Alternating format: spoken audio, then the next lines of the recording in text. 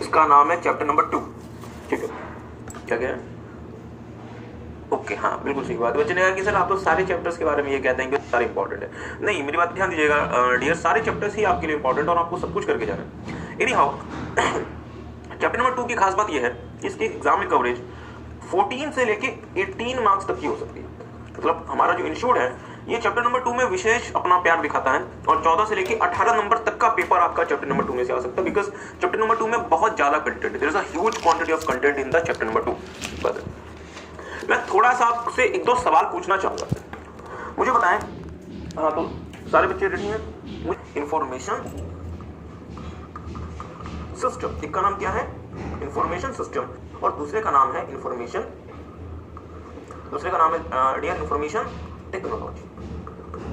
दूसरे का नाम है इंफॉर्मेशन टेक्नोलॉजी। मैं आपको थोड़ा सा बताना चाहूंगा, अभी आपको कुछ भी नोट नहीं करना। इंफॉर्मेशन टेक्नोलॉजी ने दुनिया को दो प्रमुख चीजें दी। इंफॉर्मेशन टेक्नोलॉजी ने दुनिया को दो प्रमुख चीजें दी। सर वो दो प्रमुख चीजें क्या हैं? एक का नाम है कंप्यूटर और दूसरे का नाम है टेलीकम्युनिकेशन नेटवर्क्स। दूसरे का नाम क्या है? Telecommunication networks. बहुत ध्यान से मेरी बात को सुनिएगा। इंफॉर्मेशन टेक्नोलॉजी ने, किसकी बात कर रहे हैं? इंफॉर्मेशन टेक्नोलॉजी ने दुनिया को दो चीजें दी, एक का नाम है कंप्यूटर्स और दूसरे का नाम है टेलीकम्युनिकेशन नेटवर्क्स। क्या मेरी बात किसी को समझ आ रही है? नोट नहीं करना प्लीज, नोट नहीं करना। मुझे पता है नोट करने से इतना प्यार आपको क्यों आया था। मुझे ना फ्लो चार्ट रिवाइज, हाँ बिल्कुल सही, किसने कहा? ओके ओके, बहुत अच्छा आंसर आया। एक का नाम है हार्डवेयर और दूसरे का नाम है सॉफ्टवेयर। कंप्यूटर दो चीजों से मिलकर बना होता है, एक का नाम है हार्डवेयर और दूसरे का नाम है सॉफ्टवेयर। बहुत अच्छी बात है। और मेरी बात पर अगेन ध्यान दीजिएगा, हमने आपको ये कहा कि इंफॉर्मेशन टेक्नोलॉजी ने दुनिया को दो चीजें दी, कंप्यूटर्स और टेलीकम्युनिकेशन नेटवर्क्स। मतलब ये दो प्रमुख चीजें दी इंफॉर्मेशन टेक्नोलॉजी ने, कंप्यूटर्स और टेलीकम्युनिकेशन नेटवर्क्स। और कंप्यूटर किससे मिलकर बना होता है? हार्डवेयर और सॉफ्टवेयर से। और सर फॉर टेलीकम्युनिकेशन क्या होता है? बहुत ध्यान से मेरी बात सुनिएगा। टेलीकम्युनिकेशन नेटवर्क वो एबिलिटी होती है, वो क्षमता होती है जिससे मैं डेटा या इंफॉर्मेशन को, बहुत ध्यान से मेरी बात को सुनिएगा, हम आपके साथ बहुत डिटेल में देखेंगे डेटा क्या होता है, इंफॉर्मेशन क्या होता है, सब कुछ बहुत डिटेल में देखेंगे। बट इसके लिए बहुत बहुत बहुत जरूरी है कि आप सारे बच्चे मेरी बात को बहुत ध्यान से सुनेंगे, तो ही आपको बात समझ आएगी। टेलीकम्युनिकेशन नेटवर्क्स ने मुझे, ह्यूमन को, इंसानों को एक क्षमता दी कि मैं अपने डेटा को और अपने इंफॉर्मेशन को एक प्लेस से दूसरे प्लेस ट्रांसफर कर सकता हूं, कम्युनिकेट कर सकता हूं। किस फॉर्म में? Digital form, electronic form. कुछ भी नोट नहीं करना, ध्यान दीजिएगा। मैंने क्या कहा? टेलीकम्युनिकेशन नेटवर्क ने मुझे ये क्षमता दी कि मैं अपने डेटा को और इंफॉर्मेशन को कम्युनिकेट कर सकता हूं एक जगह से दूसरी जगह, इलेक्ट्रॉनिक फॉर्म में, डिजिटल फॉर्म में। ठीक बात है? Are you guys getting? एक बहुत फेमस बॉलीवुड का गाना था, कौन सा सर? सुना, एक कबूतर जा जा जा, कबूतर जा जा जा। होता है हार्डवेयर कहां कहां यूज होता है, सॉफ्टवेयर कहां कहां यूज होता है, हम कंप्यूटिंग कैसे कर सकते हैं, हार्डवेयर को ऑपरेट ऑन करता है, एक्सेट्रा। तो इन चीजों पे हमारा जो पूरा फोकस है वो रहेगा चैप्टर नंबर 2 में, जिसको हम नाम देंगे information system and IT fundamentals. I hope आपको पसंद है। चलिए लगे आपको एक और कहानी सुना दी। हमने आपको ऑलरेडी दो कहानी सुना चुकी है। मतलब हमने आपको होता है वो रॉन्ग नेचर होता है, अनऑर्गेनाइज होता है, जनरली मीनिंगलेस होता है और तो प्लीज मेरी बात पे ध्यान दीजिएगा। हमने आपको क्या लिखा है? डेटा एसेट जो होता है वो रॉन्ग नेचर होता है, अनऑर्गेनाइज होता है, जनरली मीनिंगलेस होता है और यूजलेस होता है। जबकि जो हमारा इंफॉर्मेशन होता है वो हमारे डेटा का प्रोसेस फॉर्म होता है। इंफॉर्मेशन हमारा पूरी तरीके से ऑर्गेनाइज होता है, इंफॉर्मेशन हमारे लिए मीनिंगफुल होता है और फाइनली इंफॉर्मेशन कंपनी के लिए बहुत ज्यादा यूजफुल होता है। आई होप आपको बात समझ आ रही है। चलिए फिर हम आगे प्रोसीड करेंगे। आगे प्रोसीड करने से पहले हम आपको और छोटी छोटी बातें बताना चाहेंगे। Process form of data, information data का प्रोसेस फॉर्म है, while system refers to a group of, ध्यान दीजिएगा, सिस्टम क्या होता है? Group of related elements, components of resources जो एक साथ काम कर रहे हैं, working together to reach some common goal. मतलब ये हुआ कि सिस्टम क्या होता है? जहां पे बहुत सारे कंपोनेंट्स, एलिमेंट्स ऑफ रिसोर्सेज एक साथ मिलकर काम कर रहे हैं ताकि कोई कॉमन ऑब्जेक्टिव अचीव किया जा सके। जैसे for example judiciary system. Judiciary system में क्या होता है? जहां पे लॉयर्स, जहां पे जजेस, जहां पे मतलब आप जैसे, हम जैसे चार्टर्ड अकाउंटेंट्स, ये सब मिलके एक साथ काम कर रहे होते हैं ताकि देश में न्याय व्यवस्था को बनाया जा सके, न्याय दिया जा सके, जस्टिस डिलीवर किया जा सके। ओके, जैसे हमारा ट्रैफिक सिस्टम। तो ट्रैफिक सिस्टम क्या होता है? जहां पे traffic police, traffic lights, roads etcetera, जहां पे ड्राइवर्स, ये सब मिलके एक साथ काम कर रहे होते हैं ताकि किसी भी शहर में, किसी भी जगह पे ट्रैफिक आपका अव्यवस्थित या फिर अनऑर्गेनाइज्ड ना हो जाए। एग्री करते हैं? इसी तरीके से इंफॉर्मेशन सिस्टम में क्या होता होगा? कुछ कंपोनेंट्स होते होंगे, कुछ एलिमेंट्स होते होंगे, कुछ रिसोर्सेज होते होंगे जो आपस में मिलकर एक साथ काम करते होंगे। किस लिए? ताकि डेटा को इंफॉर्मेशन में कन्वर्ट किया जा सके। आई होप आपको बात समझ आई। ओके, टेक सम टाइम, पहले से नोट कर लें। एक का नाम है इंफॉर्मेशन सिस्टम और दूसरे का नाम है इंफॉर्मेशन टेक्नोलॉजी। बहुत ध्यान से मेरी बात को सुनिएगा। जैसे कि हमने आपको स्टार्टिंग में बताया था, आईटी ने हमें दो चीजें दी। क्या क्या? कंप्यूटर्स, बहुत अच्छा, टेलीकम्युनिकेशन नेटवर्क्स। आई होप आपको याद है, वीडियो वाले बच्चों को याद है, हमने आपको स्टार्टिंग में कहा था कि आईटी ने हमें दो चीजें दी, कंप्यूटर्स और टेलीकम्युनिकेशन नेटवर्क। एग्री करते हैं? फिर हमने आपको कहा इंफॉर्मेशन सिस्टम एक मैकेनिज्म है जो कि डेटा को कलेक्ट करता है, इनपुट के फॉर्म में प्रोसेस करता है, आउटपुट में कन्वर्ट करता है। ठीक बात है, स्टोर कर लेते हैं। बट डियर पहले मतलब पहले का मतलब आज से 1000 साल पहले, 2000 साल पहले, 5000 साल पहले, क्योंकि हमारे देश में तो हजारों सालों से राजा महाराजा रहते थे। क्या राजा महाराजा एडहॉक बेसिस पे अपना राज्य चलाते थे, या राज्य को चलाने के लिए उनको भी इंफॉर्मेशन की जरूरत होती थी? जरूरत होती थी। तो वो लोग भी क्या करते होंगे? डेटा का, बहुत ध्यान से मेरी बात को सुनिएगा, कलेक्शन, उसके बाद उसकी प्रोसेसिंग और उसे आउटपुट में कन्वर्ट करते होंगे, और प्रोसेस करने के बाद डेटा को भविष्य के लिए स्टोर भी कर लिया करते होंगे। एग्री करते हैं? और इस आउटपुट को फिर वो अपने डिसीजन मेकिंग पर्पस के लिए इस्तेमाल करते होंगे। वीडियो वाले बच्चे ध्यान देंगे। मतलब सर जी ये तो पहले भी होता था, डेटा का कलेक्शन, प्रोसेसिंग करना, आउटपुट में कन्वर्ट करना, स्टोर करना, ये तो पहले भी होता था। उसमें नया क्या है? नया डियर ये है कि जो पहले ये सब कुछ होता था, ये कैसे होता था? मैनुअल तरीके से।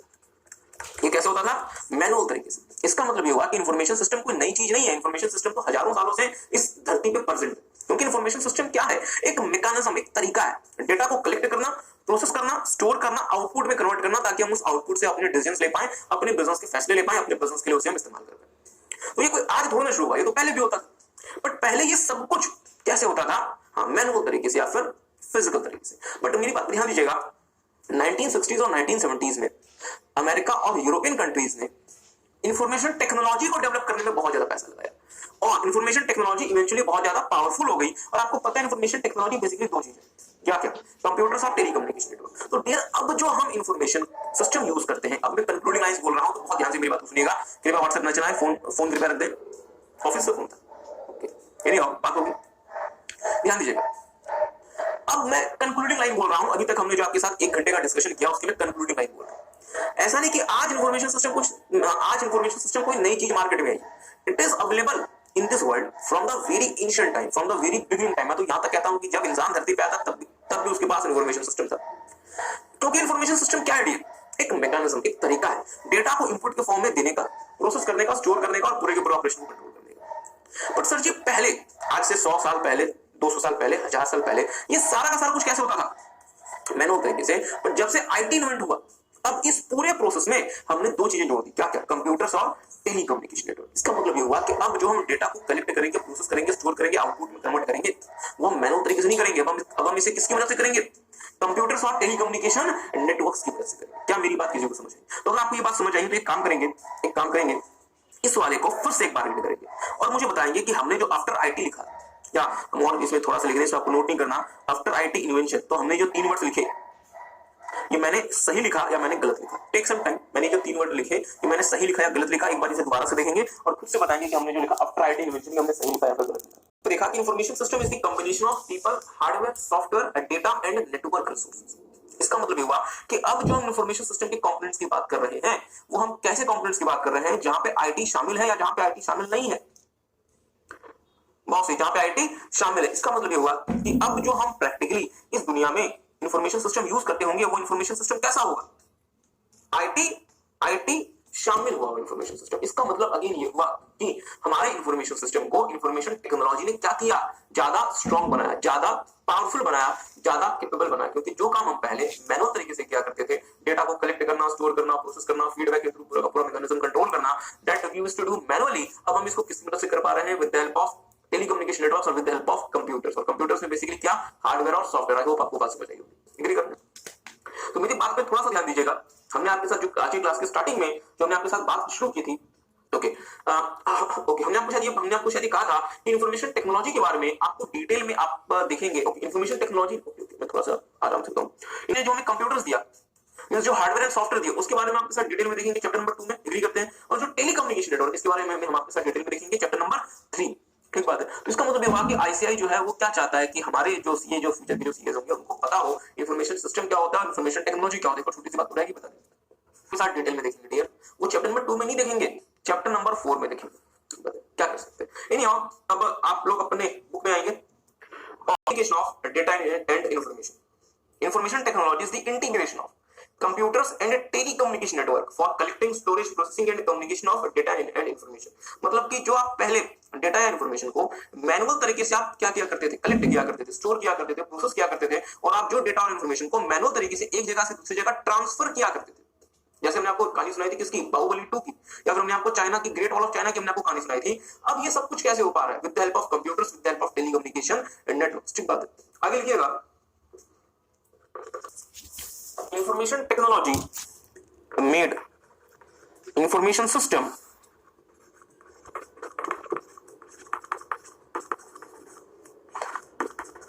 a very powerful and capable tool।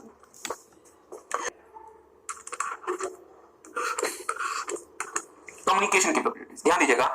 In short ने हमें ये बताया कि सर जी 3 रीजन है आईटी को इस्तेमाल करने के। आज के समय कंपनीज आईटी को 3 वजहों से इस्तेमाल करती है। पहला, जैसे कि आपको पता है, कम्युनिकेशन कैपेबिलिटीज। पहले जो चीजें आपको कम्युनिकेट करने के लिए बहुत ज्यादा परेशानी होती थी, अब जैसे फॉर एग्जांपल जैसे हमने आपको ग्रेट वॉल ऑफ चाइना की कहानी सुनाई, जहां पे आपको ब्लैक स्मोक जनरेट करना पड़ता था। एग्री करते हैं?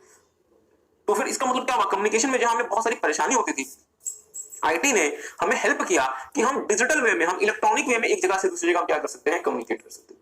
सो कम्युनिकेशन कैपेबिलिटीज जो है ये आईटी को इस्तेमाल करने का एक बहुत प्रमुख रीजन है कि हम आईटी को इस्तेमाल क्यों करते हैं, क्योंकि आईटी ने हमें क्या दिया, कम्युनिकेशन कैपेबिलिटी। एक जगह से दूसरी जगह बहुत तेजी से, बहुत कम खर्चे में, सिक्योर वे में हम कम्युनिकेशन कर सकते हैं ड्यू टू इंफॉर्मेशन टेक्नोलॉजी। ध्यान दीजिएगा, due to information technology, please confuse नहीं होइएगा। ये इंफॉर्मेशन सिस्टम की वजह से नहीं, इंफॉर्मेशन टेक्नोलॉजी की वजह से। इंफॉर्मेशन टेक्नोलॉजी ने इंफॉर्मेशन सिस्टम को भी ज्यादा पावरफुल बनाया। इंफॉर्मेशन सिस्टम में जहां पहले हमें डेटा को एक जगह से दूसरी जगह भेजना पड़ता था, या इंफॉर्मेशन को एक जगह से दूसरी जगह भेजना पड़ता था, जो हम पहले मैनुअल तरीके से भेजते थे, अब हमने क्या किया, अब हमने इंफॉर्मेशन सिस्टम में, ध्यान दीजिएगा कंफ्यूज बिल्कुल ना हो, हमने डीआर इंफॉर्मेशन सिस्टम में इंफॉर्मेशन टेक्नोलॉजी इंसर्ट किया। और इंसर्ट करने का मतलब अब हम इंफॉर्मेशन सिस्टम के कामों को कैसे करेंगे, मैनुअल तरीके से नहीं साहब, with the help of computers and with the help of telecommunication networks, ताकि हम इलेक्ट्रॉनिक वे में डेटा को कलेक्ट कर सके, प्रोसेस कर सके, स्टोर कर सके। और यदि मुझे एक जगह से दूसरी जगह डेटा को भेजना है तो पहले मैं कैसे भेजता था, मैनुअल तरीके से, बट आईटी के इन्वेंशन के बाद मैं कैसे भेजूंगा, इलेक्ट्रॉनिक या फिर डिजिटल तरीके से। आई होप आपको बात समझ आई। लिखेंगे कम्युनिकेशन कैपेबिलिटीज, लिखेंगे आईटी एनेबल, थोड़ा सा ध्यान दीजिएगा, सोचिए, मुझे बताइएगा। मैंने फेसबुक में अपना अकाउंट ओपन कर लिया, मैंने अपना नाम इंसर्ट किया, ईमेल आईडी डाल दी, सब कुछ डाल दिया। फेसबुक से मेरे पास एक ईमेल आ जाती है कि सर आपका अकाउंट ओपन हो गया, इसे यूज कर सकते हैं। तो क्या आपको क्या लगता है कि ये सब कुछ फेसबुक के सॉफ्टवेयर इंजीनियर्स बैठ के कर रहे होंगे, या ये सब कुछ ऑटोमेटिकली मशीन की मदद से हो रहा होगा? बट ऑब्वियसली बात है सर जी, मशीन की मदद से हो रहा होगा। एग्जांपल चेंज करते हैं। लेट्स से मैं गूगल में गया, मैंने सर्च किया आईसीआई। हाँ, बच्चे कहेंगे सर, हाँ अच्छी बात है कि चले, बच्चे कहेंगे सर क्या इसके अलावा आपको सर्च नहीं करना है? ओके, अच्छी बात है। नहीं, आपको फिलहाल सबसे ज्यादा ध्यान किस पे देना है, अपने स्टडीज में देना है, आईसीआई पे देना है। तो आपने गूगल पे मतलब सर्च किया आईसीआई, तो गूगल का ये जो सर्च का डेटा है वो कहां जाएगा, गूगल के सिंगापुर वाले सर्वर में। एक बात है, और ये वाला जो सर्च का जो आपका डेटा है वो सर्वर से मैच होगा, और आईसीआई से जितने भी रिलेटेड लिंक्स हैं वो आपको डिस्प्ले कर दीजिए। एग्री करते हैं? तो ये पूरा का पूरा टास्क क्या ह्यूमंस के द्वारा कंट्रोल्ड है या मशीन्स के द्वारा कंट्रोल्ड है? बट ऑब्वियसली बात सर मशीन्स के द्वारा कंट्रोल्ड है। यदि यहाँ पे इंसान बैठे रहते, और लेट्स से यहाँ पे भारतीय सरकार के जो एम्प्लॉयज हमारे बहुत ज्यादा मतलब रिस्पेक्टेड, अगर वैसे लोग अगर यहाँ पे बैठे रहते। Our topic is information technology. Information technology is the integration of computer and telecommunication network for collecting, storage, processing, and communication of the data and information. Information technology made information system a very powerful and capable tools. Reasons of using IT. The main reason of using IT are: first, communication capabilities; second one is data and information management; third one is automation of process. So we have to see in details. First is communication capabilities. Communication capabilities, IT enables the organization to communicate quickly, effectively, and at least possible cost. Okay, there are various communication tools are available like SMS, email, video conferencing, voice conferencing, messenger services, etc. Recently, many companies started using a special kind of software called teamware, groupware, collaboration software that allows the collective and collaborative working of team from different location of the world on online and real time basis. Our second point is data and information management. With the help of IT, companies can store huge quantity of data in the digital form and can access and retrieve them very easily and quickly. Third one is automation of process. With the help of IT, companies can automate their business process, thereby saving huge money and time. In the automated process, human involvement is reduced and task is performed by various IT tools. Using latest technology, मतलब आप क्या कर रहे हैं, entity के business processes का automation कर रहे हैं। मतलब सर जी अब ये काम कौन परफॉर्म करेगा, अब हम इन कामों को अपने टेक्नोलॉजी की मदद से परफॉर्म करेंगे और अब हम ह्यूमन एलिमेंट इन्वॉल्व नहीं करेंगे। आगे लिखेंगे। Our next topic is business process automation, that is BPA. BPA is defined as the automation of the business process of the entity by using latest technology. ठीक है? In BPA, human element is remained and replaced by technology. Next topic is critical pillars of BPA, or we can say elements needs tied up for BPA.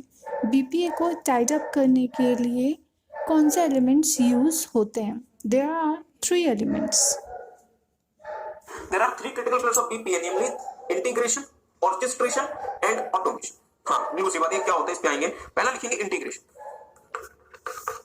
Through integration, different operating systems and applications can read, modify and exchange data with each other as needed. दूसरा लिखेंगे orchestration.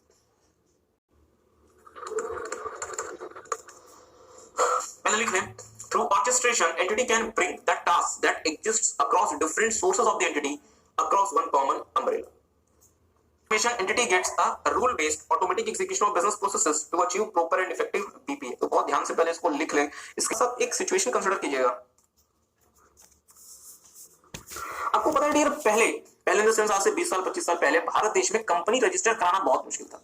मतलब it used to take months and months, तब जाके आपकी company register हुआ करती थी। ठीक बात है। तो लेट्स से मुझे अगर आज से 20-25 साल पहले एक नई कंपनी ओपन करानी थी या फिर रजिस्टर्ड करानी होती थी, तो मुझे कई डिपार्टमेंट्स विजिट करने पड़ते थे और कई डिपार्टमेंट्स में मुझे कई सारे अधिकारियों से मिलना पड़ता था। अलग अलग प्रकार के मुझे अप्रूवल्स लेने पड़ते थे, अलग अलग प्रकार के मुझे एनओसीज लेने पड़ते थे। जैसे वाटर डिपार्टमेंट का एनओसी, एनवायरमेंट डिपार्टमेंट का एनओसी, लैंड यूजर्स डिपार्टमेंट का एनओसी, इलेक्ट्रिसिटी डिपार्टमेंट से परमिशन, मैं मतलब पेड़ पौधे बर्बाद न कर दूं उस चीज का एनओसी, उस चीज की permission, etcetera. Means there was a huge number of things I have to comply with. तो लेट्स से मुझे क्या करना पड़ता था, let's say for the sake of simplicity मुझे 3 डिपार्टमेंट्स विजिट करने, डिपार्टमेंट 1, डिपार्टमेंट 2, डिपार्टमेंट 3। और डिपार्टमेंट 1 में मुझे 4 डेस्क में जाना है, A B C D. Department 2 में भी मुझे 4 डेस्क में जाना है, ए बी सी डी। और डिपार्टमेंट सी में भी मुझे 4 डेस्क में जाना है, ए बी सी डी। मतलब मैं सबसे पहले डिपार्टमेंट 1 जाऊंगा, 4 डेस्क से अप्रूवल लूंगा, ए से, बी से, सी से, डी से। फिर मैं डिपार्टमेंट 2 जाऊंगा, वहां पे भी 4 डेस्क मतलब 4 ऑफिसर से मिलूंगा और सबसे अप्रूवल लूंगा। और फाइनली मैं डिपार्टमेंट 3 जाऊंगा, वहां पे मैं 4 ऑफिसर से मिलकर अप्रूवल लूंगा। और जब मैं फाइनली सबके अप्रूवल ले लूंगा, मेरी कंपनी रजिस्टर्ड हो जाएगी। ठीक बात है। तो जब पहले मैनुअल सिस्टम था, तो इमेजिन करें मैनुअल सिस्टम कैसे काम करता होगा। मैं सबसे पहले कहां पहुंचा, डिपार्टमेंट 1 के डेस्क नंबर ए में। मींस मैं सबसे पहले अधिकारी से जाकर मिलूंगा और मैं बोलूंगा कि सर जी मेरी फाइल है, कृपया मेरी कंपनी का रजिस्ट्रेशन कर दीजिए, मुझे एनओसी दे दीजिए। वहां से मुझे एनओसी मिला, मैं फिर कहां जाऊंगा, डेस्क बी में, वहां से एनओसी लूंगा, सी से, डी से, एक्सेट्रा। सबसे एनओसी लेने के बाद मैं कहां पहुंचूंगा, डिपार्टमेंट 2 में। फिर वहां से मैं 4 जगह से एनओसी लूंगा, फिर 3 में वहां से मैं 4 जगह से अप्रूवल या फिर एनओसी लूंगा। एग्री करते हैं। अब सरकार क्या चाहती है कि सर जी तो मैनुअल तरीका था, इसका क्या कर दो, बीपीए कर दो। मतलब आप घर बैठे अपने ऑफिस में बैठे with the help of internet connection आप अपनी कंपनी रजिस्टर करा सकते हैं। मतलब हम इस तरीके से इस मैकेनिज्म को क्रिएट करना चाहते हैं ताकि आपको अलग अलग डिपार्टमेंट्स के अलग अलग डेस्क के चक्कर न लगाने पड़े और घर बैठे जैसे फेसबुक पे आपका अकाउंट ओपन हो जाता है, जैसे जीमेल पे आपका अकाउंट ओपन हो जाता है, जैसे आप गूगल ड्राइव पे अपनी फाइल अपलोड कर दिया करते हैं, वैसे आप कंपनी रजिस्टर करा सकते हैं। ठीक बात। तो मुझे सोच के बताएं, सरकार का इरादा तो नेक है, बट सरकार को सबसे पहले क्या करना पड़ेगा, स्टेप बाय स्टेप चलना पड़ेगा। तो सरकार ने सबसे पहला काम क्या किया, इन 4 डेस्क को आपस में जोड़ दिया। डिपार्टमेंट 1 के, डिपार्टमेंट 2 के और डिपार्टमेंट 3 के। इसका मतलब ये हुआ कि अब सबसे पहला काम होना ये क्या कि जैसे मैं डिपार्टमेंट 1 जाऊंगा, मुझे ए के डेस्क में जाना है, लेट्स से ए में, और ए से ही मुझे बी की जानकारी भी मिल जाएगी, सी की जानकारी भी मिल जाएगी और मुझे डी की जानकारी भी मिल जाएगी। मतलब जैसे मैं डेस्क ए में विजिट करूंगा, as I will visit desk A, desk A में जो एप्लीकेशन होगा, डेस्क ए में जो कंप्यूटर सिस्टम होगा, वो डेस्क बी का डेटा, डेस्क सी का डेटा और डेस्क डी का डेटा रीड कर सकता है, मॉडिफाई कर सकता है और एक दूसरे के बीच एक्सचेंज कर सकता है। इसका मुझे एडवांटेज क्या हुआ कि मेरा काम सिर्फ और सिर्फ डेस्क ए में जाके हो गया, मुझे डेस्क बी और डेस्क सी में मुझे नहीं जाना पड़ेगा, मुझे डेस्क डी में नहीं जाना पड़ेगा। मैं डेस्क ए में पहुंचा, डेस्क ए से ही मैं डेस्क बी के डेटा को, सी के डेटा को, डी के डेटा को एक्सेस कर सकता हूं, मॉडिफाई कर सकता हूं, अपडेट कर सकता हूं, इसमें जो करना है मैं करवा सकता हूं। क्या मेरी बात किसी को समझ आई? तो मुझे पता है मुझे सिर्फ और सिर्फ डिपार्टमेंट 1 में कहां जाना पड़ा, डेस्क ए के पास। इसी तरीके से मुझे डिपार्टमेंट 2 में कहां जाना पड़ेगा, डेस्क ए के पास, और मुझे डिपार्टमेंट 3 में कहां जाना पड़ेगा, डेस्क ए के पास। मतलब जो मुझे 4 अलग-अलग ऑफिसेस या फिर 4 अलग-अलग डेस्क में जाके चक्कर लगाना पड़ता था, वो मुझे नहीं करना। मैं हर एक डिपार्टमेंट के एक-एक डेस्क या एक-एक ऑफिस में जाऊंगा, मेरा काम हो जाएगा। एग्री करते हैं? तो इसे हम नाम देते हैं डियर इंटीग्रेशन। मीन सरकार ने सबसे पहला काम क्या करना है, इंटीग्रेशन। इसका अलग-अलग डेस्क का, अलग-अलग एप्लीकेशंस, अलग-अलग कंप्यूटर सिस्टम्स, अलग-अलग ऑपरेटिंग सिस्टम में जो भी डेटा है उसे आपस में इंटीग्रेट कर दो, ताकि एक ऑपरेटिंग सिस्टम में बैठ के आप अलग-अलग प्रकार के, अलग-अलग जगह पे जो ऑपरेटिंग सिस्टम है उसके डेटा को आप रीड कर पा रहे हैं, आप उसे मॉडिफाई कर पा रहे हैं और उसे एक जगह से दूसरी जगह एक्सचेंज कर पा रहे हैं एज पर यूनिट्स। क्या मेरी बात किसी को समझ आई? तो सबसे पहला काम हमने क्या किया, इंटीग्रेशन। एग्री करते हैं? सो टेक सम टाइम, एक बार इंटीग्रेशन में जो आपने लिखा है एक बार इसे रीड कर लें। इंटीग्रेशन में एक बार जो आपने लिखा है इसे आप रीड कर लें। Through proper integration, different operating systems and applications can read, modify and exchange data with each other as needed. मतलब अलग-अलग जो ऑपरेटिंग सिस्टम्स हैं, अलग-अलग एप्लीकेशंस हैं, वो क्या कर सकते हैं, एक दूसरे के साथ जो डेटा को मॉडिफाई कर सकते हैं, एक्सचेंज कर सकते हैं और फिर रीड कर सकते हैं जैसे उनको उसकी रिक्वायरमेंट होगी। So this is the very first pillar of BPA या फिर बिजनेस प्रोसेस ऑटोमेशन। मेरी बात पे ध्यान दीजिएगा डियर। लेट्स से मैंने इंटीग्रेशन कर दिया। मैंने क्या कर दिया, इंटीग्रेशन कर दिया। तो मुझे बताएं अगर मैंने इंटीग्रेशन कर दिया तो क्या मैं अपने ऑफिस में बैठ के इंटरनेट की मदद से कंपनी रजिस्टर कर पा रहा हूं, या मुझे अभी भी डिपार्टमेंट 1 जाना पड़ रहा है, डिपार्टमेंट 2 जाना पड़ रहा है और डिपार्टमेंट 3 जाना पड़ रहा है? क्या मुझे अभी भी ये काम करना पड़ रहा है? हाँ सर, मुझे अभी भी ये काम करना पड़ रहा है। मतलब मुझे 3 अलग-अलग डिपार्टमेंट्स में अभी भी विजिट करना पड़ रहा है। तो मैं एक काम और करता हूं, मैं क्यों ना डिपार्टमेंट 1 को, डिपार्टमेंट 2 को और डिपार्टमेंट 3 को आपस में कनेक्ट कर देता हूं। मतलब जो मेरा डिपार्टमेंट 1, डिपार्टमेंट 2 और डिपार्टमेंट 3 अलग-अलग प्रकार से काम कर रहे हैं, क्यों ना मैं इसे कॉमन अम्ब्रेला के तहत लाके आपस में इंटरलिंक कर दूं। मैं इन तीनों डिपार्टमेंट्स, इन तीनों सोर्सेस के डेटा को या फिर टास्क को एक जगह इकट्ठा कर दूं, एक कॉमन अम्ब्रेला के तहत ले लूं। इसे हम टेक्निकली नाम देते हैं ऑर्केस्ट्रेशन या फिर ऑर्केस्ट्रेशन, जो भी आप कहते हैं, आप कह सकते हैं। तो सबसे पहला काम हमने क्या किया था, हमने एक-एक डिपार्टमेंट के डेस्क को आपस में इंटीग्रेट किया। फिर हम डिपार्टमेंट, अलग-अलग डिपार्टमेंट के टास्क को हम एक ही अम्ब्रेला के तहत लेके आ रहे हैं, ताकि आपको 3 अलग-अलग डिपार्टमेंट्स विजिट ना करना पड़े, और हमने इन तीनों डिपार्टमेंट्स को क्या कर दिया, एक कॉमन अम्ब्रेला के तहत लिंक कर दिया। So that would be known as orchestration. क्या मेरी बात किसी को समझ आई? तो एक काम करेंगे, एक बार ऑर्केस्ट्रेशन भी देखेंगे। Through orchestration entity can bring the task that exists across different sources, जो कि अलग-अलग सोर्सेस, अलग जगह पे चल रहा है, of the entity under one common umbrella। मतलब एक कंपनी के जो भी टास्क अलग-अलग जगह पे परफॉर्म हो रहे हैं, उन सबको आप एक ही अम्ब्रेला, एक ही सेट ऑफ रूल्स के तहत आप लेकर आ जाएंगे। उसे आप क्या नाम देंगे, ऑर्केस्ट्रेशन। बट मेरा आपसे छोटा सा सवाल है, लेट्स से मैंने ये भी कर दिया, तो क्या अभी मैं अपने ऑफिस में बैठ के कंपनी रजिस्टर कर सकता हूं? नहीं कर सकता। अब फाइनली हमें क्या करना पड़ेगा, इसका ऑटोमेशन, ताकि मुझे यहां विजिट भी ना करना पड़े और मैं कहीं दूर बैठे हुए इस टास्क को परफॉर्म कर सकूं। पर सर जी ऑटोमेशन कैसा? बहुत ध्यान से मेरी बात को सुनिएगा डियर। ऑटोमेशन कैसा? इस तरीके का ऑटोमेशन की फर्जी कंपनीज रजिस्टर्ड होने लगे, इस तरीके का ऑटोमेशन की अपने आप फेक कंपनीज रजिस्टर्ड होने लगे, इस तरीके का ऑटोमेशन की कंप्यूटर्स अपने मर्जी से कंपनीज बना के रजिस्टर्ड करना शुरू कर दे, या इस तरीके का ऑटोमेशन जो सिर्फ जेन्युइन कंपनीज को, जो सिर्फ उन कंपनीज को रजिस्टर करे जिन्होंने सारा का सारा डॉक्यूमेंट्री रिक्वायरमेंट पूरा किया, अपना मेमोरेंडम जमा कर दिया, आर्टिकल सबमिट कर दिया, डायरेक्टर्स की रिपोर्ट जमा कर दी, अपने फर्स्ट ऑडिटर की जानकारी दे दी। मतलब जो भी कुछ होता है वो जो आप इसे कंप्लाई करेंगे, सिर्फ उन कंपनीज का रजिस्ट्रेशन होगा। मेरा छोटा सा सवाल, तो फिर से हमने कहा कि सर जी हमने कंपनी रजिस्ट्रेशन का काम ऑटोमेट कर दिया, तो क्या कंप्यूटर अपनी मर्जी से फर्जी कंपनीज बना के रजिस्टर्ड करना शुरू कर दे? कोई भी कंपनी अपने आप रजिस्टर्ड हो जाए, अपने आप क्रिएट हो जाए, या फिर सिर्फ उन कंपनीज का रजिस्ट्रेशन हो जो कि जेन्युइन हो, जिन्होंने सारे के सारे कंप्लायंसेस को पूरा किया हो? मेरी बात पे ध्यान दीजिएगा, किसका रजिस्ट्रेशन होना चाहिए?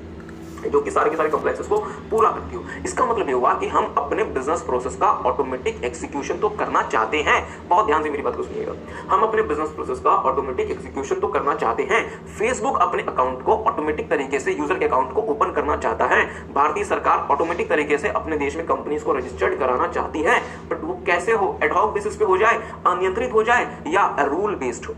सर जी ये क्या अजीब सी बात है। मतलब हम ये कहना चाहते हैं कि हमारा जो बिजनेस प्रोसेस है वो ऑटोमेटिक एग्जीक्यूट तो हो, बट कैसे, rule based. What do mean by the term rule based? चलिए हम आपको दो एग्जांपल देते हैं। हमने कहा कि सर जी कंपनीज का हम ऑटोमेटिक एग्जीक्यूशन मतलब का हम ऑटोमेटिक रजिस्ट्रेशन कराना चाहते हैं। सबसे पहले हम क्या चेक करेंगे, आपका नेम क्लाउज अप्रूव हुआ या नहीं हुआ, आपने अपना AOA articles of association, memorandum of association आपने जमा कराया या नहीं कराया, आपकी प्रमोटर्स की जानकारी है या नहीं है, टैक्सेस की जानकारी है या नहीं है, आपका रजिस्टर्ड ऑफिस है या नहीं है, आपने minimum paid of capital manage किया या नहीं किया, आपने नेसेसरी फीस जमा किया नहीं किया, आपने अपने सीए की जानकारी जमा की या नहीं की। ठीक बात।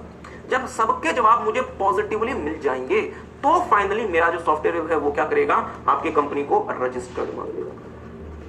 बट मेरी बात करके ध्यान दीजिएगा, जब आपकी कंपनी रजिस्टर्ड हो रही है तो एज सच कोई मैनुअल एलिमेंट इन्वॉल्व नहीं है, ये कंप्यूटर्स ही कर रहे हैं, सॉफ्टवेयर ही कर रहे हैं, बट एडहॉक बेसिस पे या इन्होंने रूल्स को फॉलो किया और उन रूल्स ने ये कहा हुआ है कि सर जी जब तक ये 10 कंडीशन पूरी ना हो जाए, 1 से लेकर 10 कंडीशन जब तक पूरी ना हो जाए, जैसे नेम क्लाउज अप्रूव होना चाहिए, डायरेक्टर की जानकारी आनी चाहिए, प्रमोटर की जानकारी आनी चाहिए, जो पहले जो शेयर होल्डर्स है मिनिमम उनकी जानकारी आनी चाहिए, लेट्स से सीए की जानकारी आनी चाहिए, रजिस्टर्ड ऑफिस की जानकारी होनी चाहिए, बिजली पानी का आपके पास कनेक्शन होना चाहिए, मतलब अपने मिनिमम इतने शेयर्स आपको अपने मतलब पेड अप कराने पड़ेंगे, जब आपने articles of association, memorandum of association जमा करना पड़ेगा। जब ये सब कुछ हो जाएगा, अगर सबका आंसर पॉजिटिव आ रहा है तो आप क्या करें, कंपनी को आप क्या कर दें, रजिस्टर्ड मान लें और उनको एक सर्टिफिकेट ऑफ इनकॉर्पोरेशन मेल कर दें। क्या मेरी बात किसी को समझे? फेसबुक पे इसको हम लिंक करते हैं, बात समझ आई? चलिए बहुत अच्छी बात है, बच्चों को बात समझ आई। हम फेसबुक में लिंक करते हैं, ध्यान दीजिएगा। फेसबुक ने कहा कि सर जी यदि हम एक बड़ी कंपनी बनना है तो मैनुअल तरीके से काम करके बन नहीं सकते, हमें ऑटोमेटिक तरीके से काम करना पड़ेगा। ठीक बात है। अगर आपको ऑटोमेटिक तरीके से काम करना है तो इसका मतलब क्या हुआ कि यदि मैं फेसबुक में अपना अकाउंट ओपन कराता हूं तो मेरी जानकारी लेने के लिए वहां पे कोई सॉफ्टवेयर इंजीनियर बैठा होगा या कंप्यूटर्स और आईटी है, वो सारा का सारा कुछ देख लेगी, आईटी और कंप्यूटर सारा का सारा कुछ देख लेगा। तो क्या फेसबुक में फर्जी अकाउंट्स रजिस्टर्ड होनी शुरू हो जाए, डमी अकाउंट्स रजिस्टर्ड हो जाए, या जेन्युइन व्यक्ति के का ही अकाउंट ओपन होना चाहिए? जी जेन्युइन व्यक्ति का अकाउंट ओपन होना चाहिए। तो कैसे होगा? आपने फेसबुक ने क्या किया, वो कुछ रूल्स स्टैब्लिश कर दिए होंगे कि सर जी जब ये पूरी कंडीशन पूरी हो जाएगी तो ही आप इस व्यक्ति का अकाउंट ओपन करेंगे। जैसे फॉर एग्जाम्पल इसका नेम, इसने अपनी नेम की जानकारी दी, हाँ, एज की जानकारी दी, हाँ, अपना इसने फोन नंबर वेरीफाई कराया, ईमेल वेरीफाई कराया, हाँ, अगर ये सब कुछ हो गया तो आप क्या करें, इसका अकाउंट ओपन करते हैं। मतलब हम अपने बिजनेस प्रोसेस का ऑटोमेटिक एग्जीक्यूशन चाहते हैं, इसमें तो कोई शक ही नहीं है। अगर हम अपने बिजनेस प्रोसेस का ऑटोमेटिक एग्जीक्यूशन नहीं चाहेंगे तो क्या हम मैनुअल तरीके से कभी भी इतना ग्रो कर पाएंगे? कभी ग्रो नहीं कर पाएंगे। बट सर जी वो ऑटोमेटिक एग्जीक्यूशन एडहॉक तरीके से ना शुरू हो जाए, पता चला कि कुछ से कुछ का ऑटोमेटिक एग्जीक्यूशन हो गया, तो हम क्या कर लेंगे? हम ऑटोमेटिक एग्जीक्यूशन चाहते हैं, बट डियर वो ऑटोमेटिक एग्जीक्यूशन कैसा होना चाहिए? रूल बेस्ड होना चाहिए। तो प्लीज मेरी बात पर ध्यान दीजिएगा। आपने यहाँ पे क्या लिखा था, this is very very very significant. बच्चे थोड़ा सा मिस कर जाते हैं और अच्छा खासा नंबर आप स्कोर कर सकते हैं, बट आप फिर वहां पे थोड़ी सी गलती की वजह से आपके मार्क्स कम आ जाते हैं। देखिएगा, through automation entity gets rule based automatic execution of business processes. मतलब सर जी एंटिटी को ऑटोमेटिक एग्जीक्यूशन मिलता है बिजनेस प्रोसेस का, और हमारा ऑब्जेक्टिव भी क्या था, बिजनेस प्रोसेसेस का ऑटोमेटिक एग्जीक्यूशन। बट सर जी वो ऑटोमेटिक एग्जीक्यूशन एडहॉक नहीं होना चाहिए, कैसा होना चाहिए? रूल बेस्ड होना चाहिए। आई होप आपको बात समझ आ रही है। और रूल बेस्ड का मतलब क्या, जैसे फॉर एग्जांपल भारत सरकार यदि कंपनीज का रजिस्ट्रेशन ऑटोमेटिक करना चाहती है तो फिर भारत सरकार क्या करेगी, सॉफ्टवेयर बनाएगी जो इंश्योर करेगा कि सर जी उसी कंपनी को सर्टिफिकेट ऑफ इनकॉर्पोरेशन इशू होगा जिसने अपना नेम अप्रूव करा लिया, अपने article of association, memorandum of association को जमा कर दिया, अपना रजिस्टर्ड प्लेस ऑफ बिजनेस बता दिया, अपनी कॉमन सेल लेट से वो बना के ले आती है, डायरेक्टर्स की जानकारी प्रोवाइड कर दी, प्रोमोटर्स की जानकारी प्रोवाइड कर दी, फर्स्ट जो शेयर होल्डर्स होंगे उनकी जानकारी दे दी, लेट्स से ऑडिटर की जानकारी दे दी, minimum paid up capital ensure कर लिया, जितने मिनिमम शेयर्स इशू करने वो इशू कर दिया। जब ये सब कुछ हो गया, अपना phone number, email ID verify करवा दिया, जब ये सब कुछ हो गया तो क्या करो, कंपनी को रजिस्टर्ड मान लो और सर्टिफिकेट ऑफ इनकॉर्पोरेशन इशू कर दो। बट यहाँ पे कोई ह्यूमन एलिमेंट इन्वॉल्व नहीं है, ये सब कुछ कौन कर रहा होगा, आपका IT based hardware and software perform कर रहे होंगे। आई होप आपको बात समझ आई। So there are 3 critical pillars of BPA. क्या क्या मेरे साथ फिर से देखिएगा, इंटीग्रेशन, ऑर्केस्ट्रेशन और ऑटोमेशन। इंटीग्रेशन क्या करेगा, अलग अलग ऑपरेटिंग सिस्टम और एप्लीकेशंस को अनेबल करेगा कि सर जी वो आपस में एक दूसरे का जो भी डेटा है उसे रीड कर सकते हैं, मॉडिफाई कर सकते हैं, एक्सचेंज कर सकते हैं, जब उनको उसकी रिक्वायरमेंट होगी अपने आप में वो एक्सचेंज कर सकते हैं। ऑर्केस्ट्रेशन ये इंश्योर करता है कि एंटिटी का जो भी टास्क है जो कि अलग अलग सोर्सेज या अलग अलग लोकेशन में बेस्ड है, वो सारा का सारा टास्क एक कॉमन अम्ब्रेला के तहत हम क्या करेंगे, लेकर आएंगे, कॉमन रूल्स के तहत लेकर आएंगे। और फाइनली हम इंटीग्रेशन और ऑर्केस्ट्रेशन में क्या लगा देंगे, ऑटोमेशन, जो हमें क्या प्रोवाइड करेगा, rule based automatic execution of business processes. Video वाले बच्चे ध्यान देंगे, लाइन क्या बनी, rule based automatic execution of business process. हम बीपीए के थ्रू चाहते क्या थे, automatic execution of business process कि सर जी हमारा जो बिजनेस प्रोसेस है वो ऑटोमेटिकली एग्जीक्यूट हो जाए। जैसे अगर फ्लिपकार्ट से आपने कोई ऑर्डर प्लेस किया तो वहां पे कोई ह्यूमन बैठ के आपको ईमेल ना करे कि सर जी आपका ऑर्डर हमें रिसीव हो गया, या आपको एसएमएस आ जाए, बट ह्यूमन नहीं करेगा। फ्लिपकार्ट का सॉफ्टवेयर अपने आप ही आपको एसएमएस या फिर मेल भेज देगा कि we have got your order और इसकी ये मतलब जानकारी है, आप यहां जाके उस ऑर्डर को ट्रेस कर सकते हो। कोई ह्यूमन इन्वॉल्व नहीं होगा, ये सब कुछ कैसे होगा? ऑटोमेटिकली। बट क्या फ्लिपकार्ट हर किसी भारतीय को मैसेज करना शुरू कर दे कि आपका ऑर्डर हमें मिल गया? नहीं साहब, जिसने ऑर्डर जेन्युइनली प्लेस किया है उसी को तो आप क्या करेंगे, मैसेज करेंगे या मेल करेंगे। इसका मतलब क्या हुआ, हमने क्या लगा दिया, हमने वहां पे कंडीशन या फिर रूल प्लेस कर दिया। सो बीपीए के थ्रू हमें क्या मिलेगा, rule based automatic execution of business processes. I hope आपको बात समझ आई है। टेक सम टाइम, एक बार इसे रीड करेंगे। अभी हम आपको लीव नहीं दे रहे हैं, अभी बहुत इंपॉर्टेंट एरिया चल रहा है हमारा। टेक सम टाइम, 2 मिनट लगाएं, इसे पढ़ेंगे। Integration, orchestration and automation. क्योंकि डियर एमसीक्यू आ गया, इसलिए एमसीक्यू के बहुत सारे क्वेश्चंस यहाँ आएंगे कि आप बहुत ध्यान से इसे देखेंगे। हम आपको 2 मिनट देते हैं, अच्छे से इसे एक बार देखें। इसी में अगली सबहेडिंग बनाइएगा, पेन। हाँ, अगली सबहेडिंग बनाइएगा, objectives of BPA.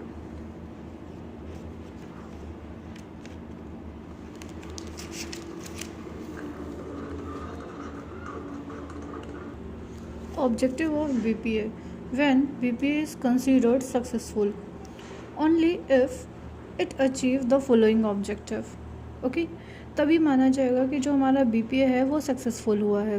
First one is confidentiality. BPA should ensure that data is made available only to the person who has right to see the data and no other person. Second one is integrity. BPA should ensure that no unauthorized modification or changes can be made in the data. And third one is availability. BPA should ensure that data is available whenever needed. Fourth one is timeliness. BPA should ensure that data is made available at right time without any delay.